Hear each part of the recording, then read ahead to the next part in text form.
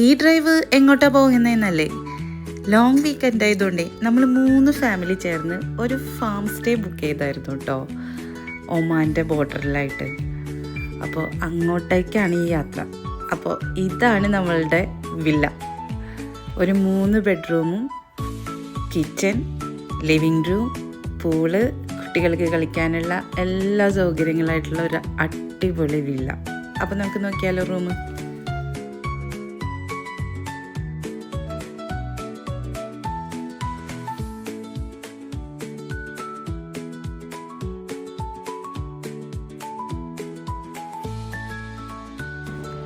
Out side അടിപൊളിയായിരുന്നു കേട്ടോ. ഇഷ്ടം പോലെ സ്ഥലം ഉണ്ടായിരുന്നു കുട്ടികൾക്ക് കളിക്കാനും വലിയവർക്കായാലും. ഇതാണ് നമ്മളുടെ പൂള്. ഒരു ഹൗസ് ഷെയ്ഡഡ് ആയിരുന്നു. നല്ല ചൂടായതുകൊണ്ട് അധികം എക്സ്പ്ലോർ ചെയ്യാൻ പറ്റിയില്ല, എന്നാലും കുഴപ്പമുണ്ടായിരുന്നില്ല കേട്ടോ.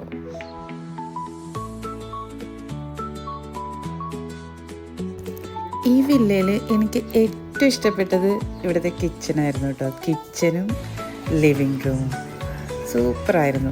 ഒരു യൂറോപ്യൻ സ്റ്റൈലിലായിട്ട് ഇങ്ങനെ വേണം നമുക്ക് കിച്ചൺ ഉണ്ടാക്കാം. കുക്ക് ചെയ്യുക, ഫുഡ് എടുത്ത് വെച്ച് കൊടുക്കുക, കഴിക്കുക.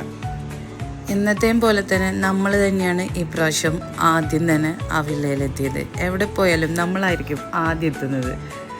അങ്ങനെ നമ്മൾ അടുത്ത ഫാമിലീനെ വെയിറ്റ് ചെയ്തിരിക്കുകയാണ് കേട്ടോ.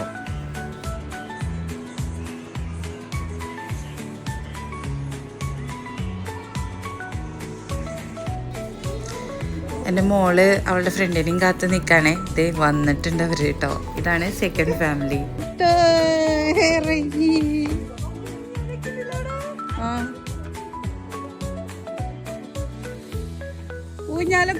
ഈവനിങ് ആയപ്പോൾ നമ്മൾ ബാർബിക്യൂ ചെയ്യാനായിട്ട് നിന്നു കേട്ടോ.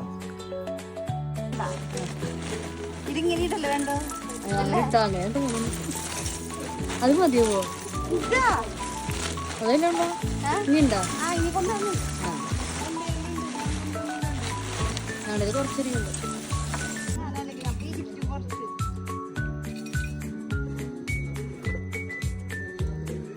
ഫുഡൊക്കെ കഴിച്ചു കഴിഞ്ഞപ്പോൾ പിള്ളേരുടെ വക കലാപരിപാടികളൊക്കെ ഉണ്ടായിരുന്നു. അവർ ഡാൻസും പാട്ടൊക്കെ ആയിട്ട് നല്ലവണ്ണം എൻജോയ് ചെയ്തു കേട്ടോ. ശരിക്കും ഒരു ബ്രേക്ക് തന്നെയായിരുന്നു അത്. ഈ ചൂട് സമയത്ത് ഇതേപോലെയുള്ള ഫാം സ്റ്റേസ് തന്നെയാണ് കേട്ടോ അടിപൊളി.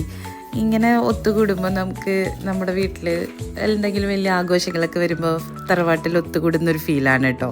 പിന്നെ ഇതുണ്ടല്ലോ, ഇത് നെക്സ്റ്റ് ഡേ നമുക്ക് അതിൻ്റെ ഹൗസ് ഓണർ ഡെലിവർ ചെയ്ത ഒരു സർപ്രൈസ് ഗിഫ്റ്റായിരുന്നു.